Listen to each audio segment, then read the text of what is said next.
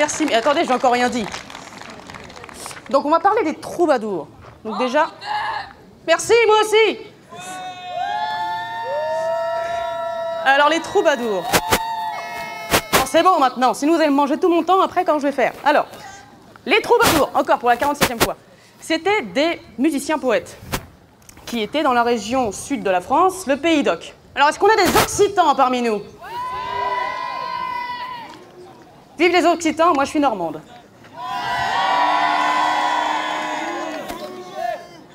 On a le Mont-Saint-Michel et on a le Camembert. Et les pommes.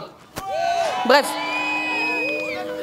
Donc les troubadours ont agi entre le XIe et la fin du XIVe siècle. Donc ils se sont éteints avec la peste noire. C'est l'instant joyeux. Le mot troubadour lui-même vient du mot troubar, mot occitan troubar, et ce qui veut dire trouver. Les troubadours sont ceux qui trouvent les vers. Et d'ailleurs, on a l'équivalent en français qui s'appelle les trouvères. Et ce nom prend un peu tout son sens quand on sait d'où vient ce mot. Donc les troubadours peuvent être sans trop de distinction, soit des hommes, soit des femmes. Alors les femmes troubadours, on va appeler ça des troubaïrites. Et peuvent venir soit d'un milieu noble, soit du milieu du clergé, soit du milieu du tiers-état. Donc il y a vraiment de tout. Ça fait un melting pot assez intéressant. C'est une culture qui sera beaucoup diffusée dans toute l'Europe, pour une simple et bonne raison, Aliénor d'Aquitaine. Aliénor d'Aquitaine, donc, mère de Richard Cœur de Lion, et ce qui fait que vous connaissez tous un troubadour, Richard Cœur de Lion. Eh oui, parce qu'on peut partir en croisade et sauver Robin des Bois, mais on peut aussi être troubadour. Et il était d'ailleurs lui-même arrière-petit-fils du premier troubadour, qui s'appelait Guillaume IX. Je l'ai entendu, c'est bien, il y a des connaisseurs. Bravo. Alors là, j'ai encore plus le stress parce que si je dis des conneries, je sais que je serai fiché. Donc les troubadours, est-ce que, pour vous, ils parlent de quoi dans leurs chansons? D'amour. Alors si on prend Guillaume IX de Poitiers, premier troubadour, les premiers textes de Guillaume ne sont pas, franchement, on peut appeler ça de l'amour, mais généralement, on appelle plus ça s'enjailler avec de la donzelle. Je m'explique. Je vais vous lire un poème que je vais vous resituer un peu dans son contexte. Notre cher Guillaume de Poitiers est en balade dans son territoire. Il croise alors deux jeunes femmes, Agnès et Hermécène, qui sont deux sœurs. Elle lui demande alors « Mais bonjour, monsieur, qui êtes-vous » Il ne répond pas. Ces jeunes donzelles croient donc que monsieur est muet. Là, elle commence à se dire « Eh, attends, il est muet. Ça veut dire qu'on peut faire tout ce qu'on veut avec lui toute la semaine, il dira rien. » Et là commence l'extrait que j'ai choisi. Faut quand même être sûr qu'il est muet.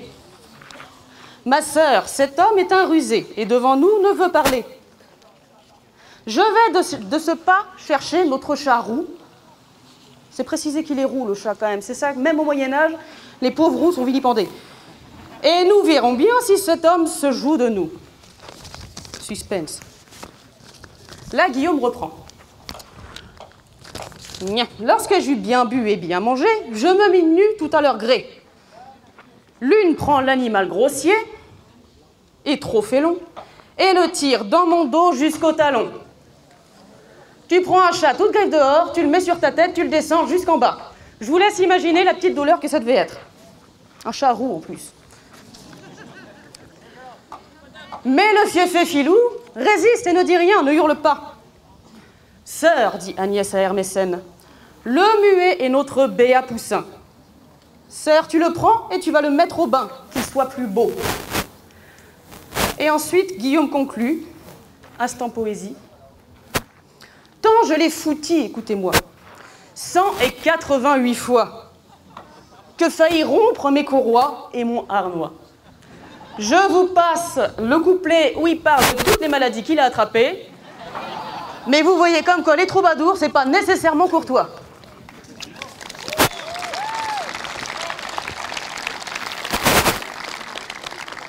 Bon, ensuite, ok, les troubadours parlaient quand même d'amour. Celui qui en parle souvent le mieux, selon beaucoup de gens, s'appelle Bernard de Ventadour. Je vais vous lire un extrait et on en parle un peu après. Imaginez... Non, d'abord je situe, pardon. Donc les troubadours chantaient ce qu'on appelle la fine amour. Et d'ailleurs, chose intéressante, le mot amour vient de l'occitan. Donc un petit peu de fierté, les occitans, vous avez inventé le mot de l'amour.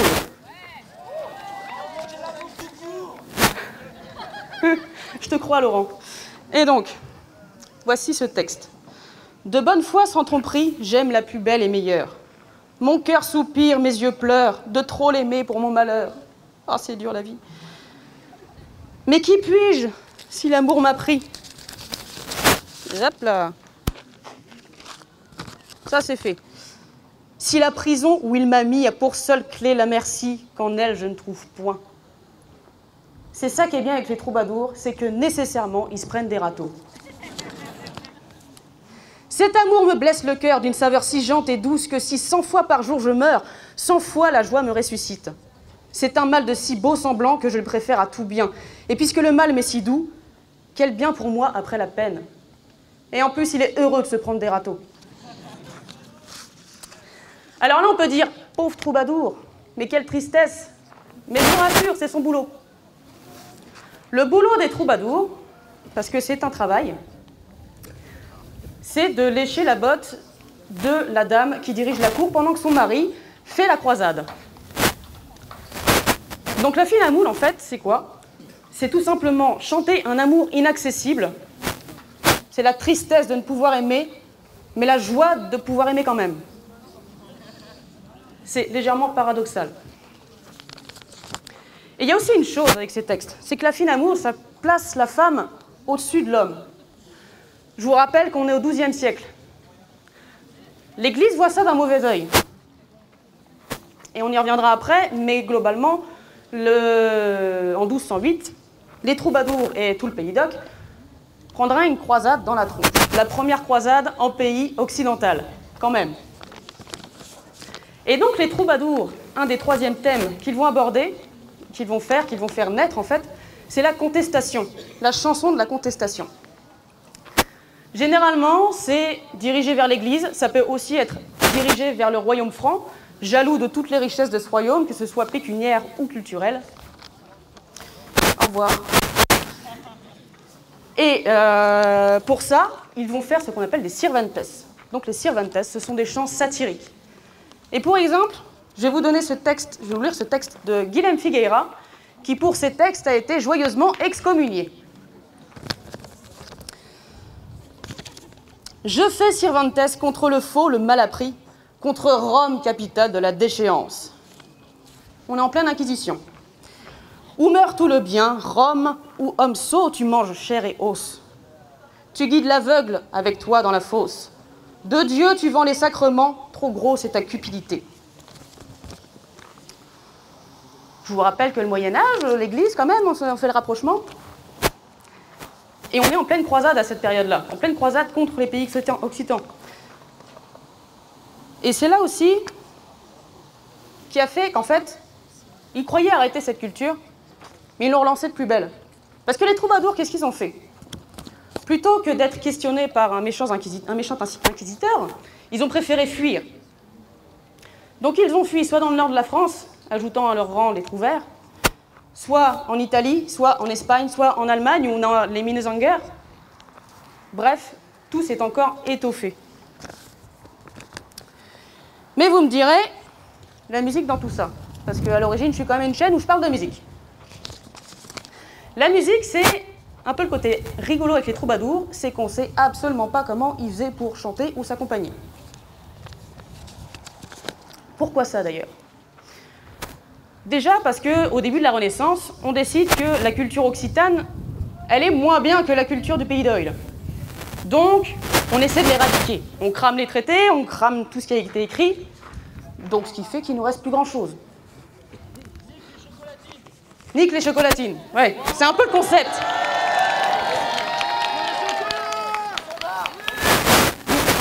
Mais je suis team chocolat, tu sais, pas au chocolat.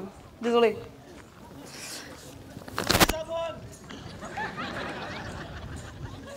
Je m'en fous, t'auras mon cadre. Et donc, et en plus de ça, donc on crame beaucoup de choses. Et ce qui nous reste, ce sont soit les mélodies, soit les vies, soit les textes, qui ont été écrits généralement 150 ans après la mort des troubadours. Je vous laisse imaginer ce qu'une mélodie traduite oralement peut donner au bout de 150 ans. Ça donne rarement la même chose qu'au début. Et donc pour la petite histoire, il nous reste à peu près 2000 textes, 2000 poèmes, pour à peu près 200 mélodies. Que dalle. Et donc, que je m'y retrouve. Oui, et en plus, quand ces mélodies et ces textes sont écrits, on a au-dessus ce qu'on appelle les vidas des troubadours. Et là, ça va commencer à participer au mythe des troubadours. C'est que souvent, ces vidas, qui sont censés être un peu des biographies, racontent des choses un petit peu rocambolesques, qui peuvent être totalement n'importe quoi. Par exemple, la vida du troubadour Geoffrey Rudel. Vous verrez, c'est assez cocasse.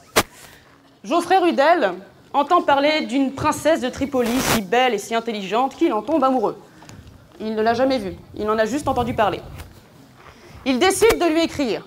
« Chère madame, je vous aime, j'arrive. » Le voilà parti sur son bateau.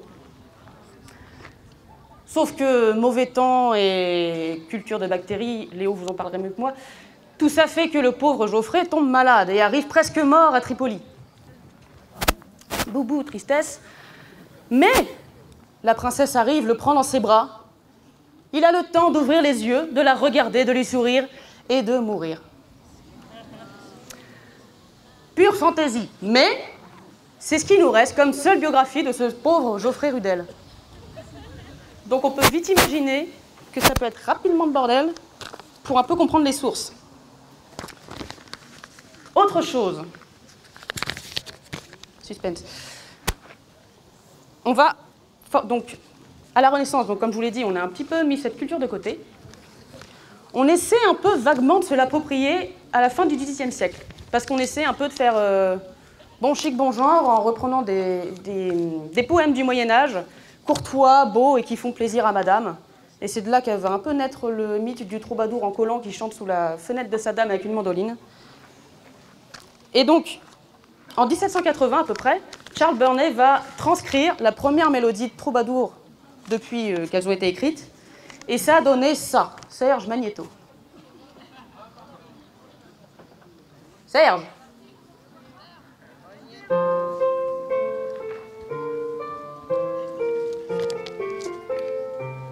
On imagine bien...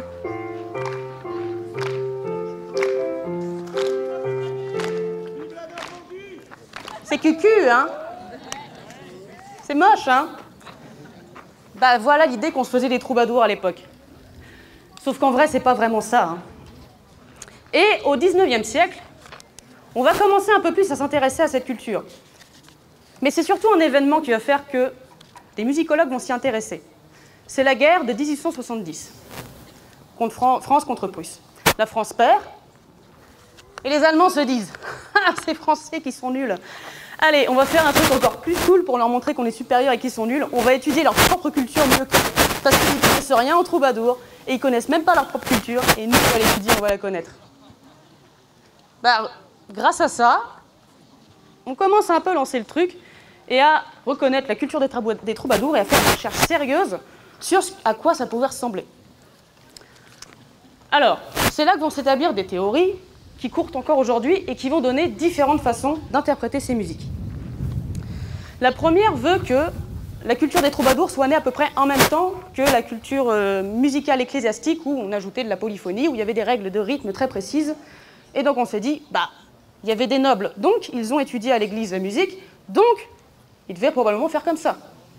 Et ce qui donne quelque chose comme ça. Piste numéro 2.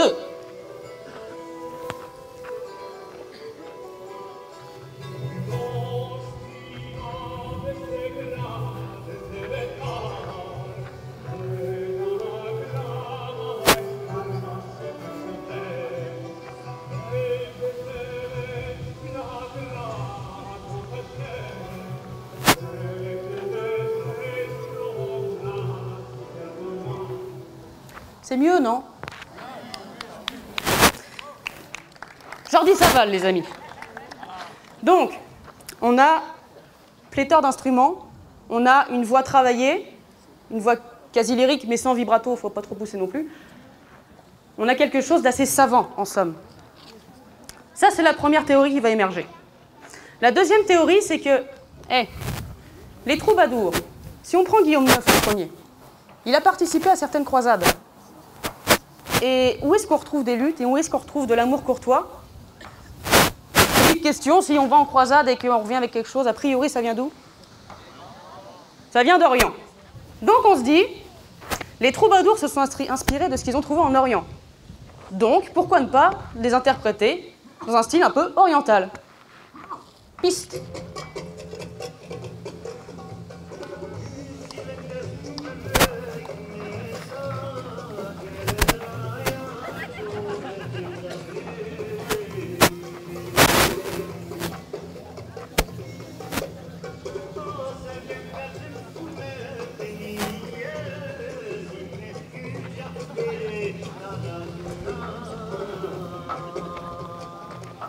C'est assez sympa aussi. Et la dernière théorie, qui est celle qui émerge le plus récemment, c'est que finalement, si on prend en compte la culture des troubadours à la base, c'est une culture orale. Ils n'écrivaient rien, ils transmettaient juste comme ça. Ça veut dire que peut-être la façon de chanter et la façon de s'accompagner des troubadours réside encore aujourd'hui dans la musique folklorique et locale du Pays d'Oc. Donc, on se dit, c'est un art populaire. Alors pourquoi s'embêter à avoir 12 000 instrumentistes derrière soi qui vont jouer avec un rythme précis? Parce qu'à partir d'un certain nombre, je vous invite à essayer de jouer avec des rythmes différents, ça risque de faire bizarre. Donc on se dit, ok, le rythme donné, c'est celui du texte. La mélodie, elle est écrite, on la chante avec le rythme du texte. Et pour s'accompagner, on se met tout seul avec son petit instrument et on improvise dessus. Et si, à la limite, on veut, on peut avoir un ou deux copains qui essayent de suivre derrière. Et ça donne ça.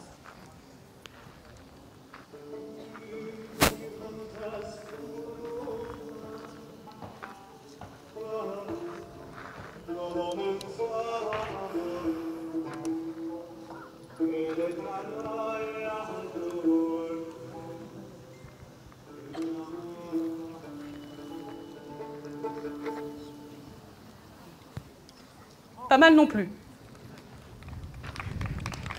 Merci pour eux. Lilium Lyra. Et la piste d'avant arabe, c'est Manu Théron, qui est aussi d'ailleurs un grand chanteur occitan et qui fait beaucoup pour la culture populaire. J'en étais où? Oui, les chants populaires. Donc ce qui est bien, là, d'ailleurs, c'est la même chanson que vous avez écoutée à chaque fois. Les 3 fois, c'est la même chanson.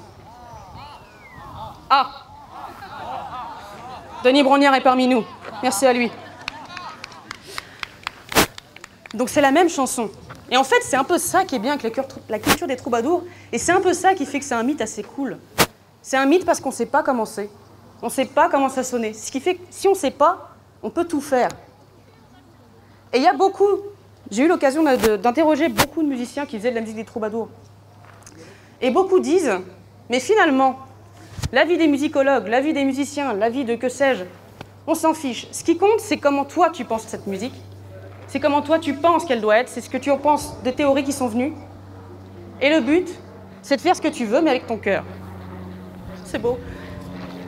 Tout ce qui sort de la musique doit être avec tes tripes. Et c'est ça qui est bien avec la musique des troubadours, c'est qu'il n'y a rien d'écrit, il n'y a rien d'établi. Tu fais ce que tu veux. Et si tu as envie, tu peux même faire un truc pop, jazzy, folk, ce que tu veux, et ça peut donner ça. Et c'est cool! Et c'est encore la même chanson. Et on peut même taper dans les mains.